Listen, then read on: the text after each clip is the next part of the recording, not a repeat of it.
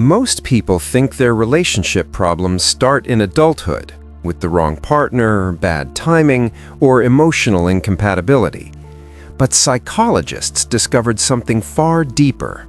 Your childhood writes the script, and your adult relationships simply follow it.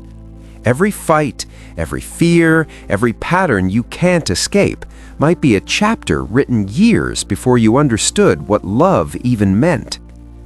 This video explores the psychology behind why we love the way we do, why we chase certain people, why we run from others, and why some wounds follow us even into our healthiest relationships, all backed by decades of attachment theory, developmental psychology, and trauma research. Let's go back to where your story truly began. In the 1950s, psychologist John Bowlby discovered something revolutionary.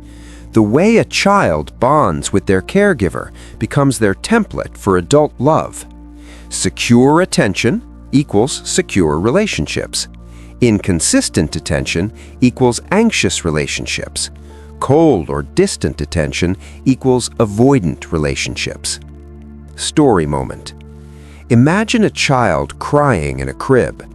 If someone gently comes, holds them, comforts them, the child learns love is safe, people stay.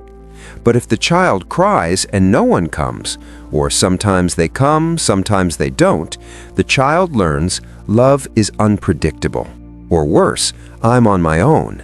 And these beliefs stay long after childhood ends. Every child creates a silent story about themselves. I'm worthy.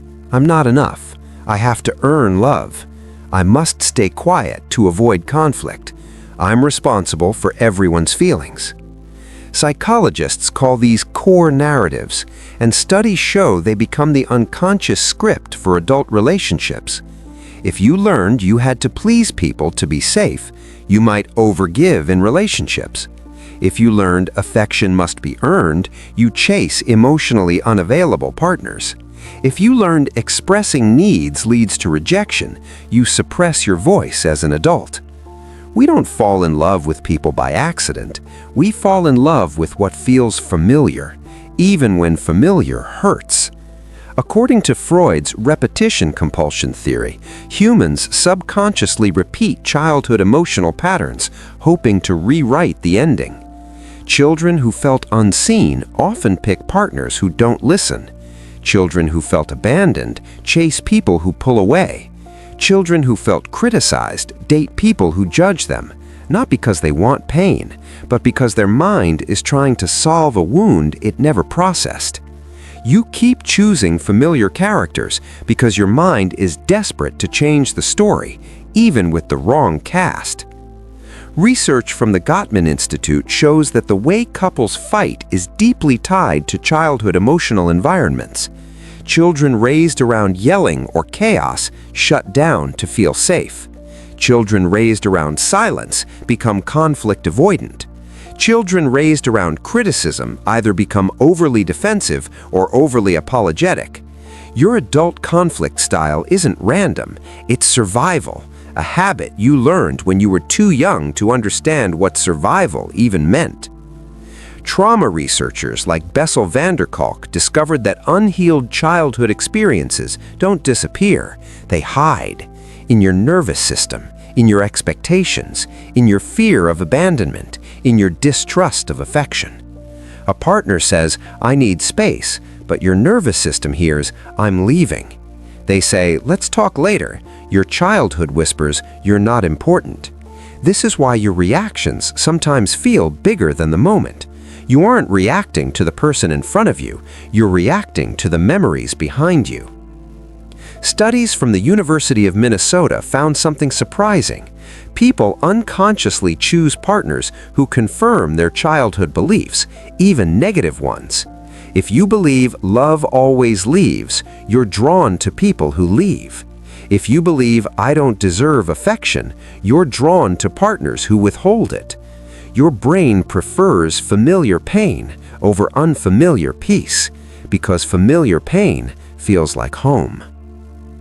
Here's the hopeful part. Neuroscience shows the brain is plastic. It can change, adapt, rewrite. You don't have to repeat the story you grew up with. Healing begins when you notice your patterns, name your childhood narrative, understand your triggers, communicate instead of assuming, choose partners who feel safe, not exciting, and learn to sit with discomfort instead of escaping it. And most importantly, you give yourself the love you were trained to beg for. The moment you see your childhood blueprint is the moment you can redesign it. Your past explains you, but it does not define you. You are not doomed to repeat your childhood. You are not trapped in old wounds. You are not the scared child you once were. You can choose differently. You can love differently. You can be loved differently. Childhood wrote the blueprint, but adulthood gives you the pen. If you found this eye-opening, tell me in the comments, which childhood pattern do you think shaped you the most? And if you want a part 2 on signs your childhood is affecting your relationships, I'll create it. Your mind remembers everything, but you have the power to rewrite the story. If you like this video, don't forget to like and subscribe.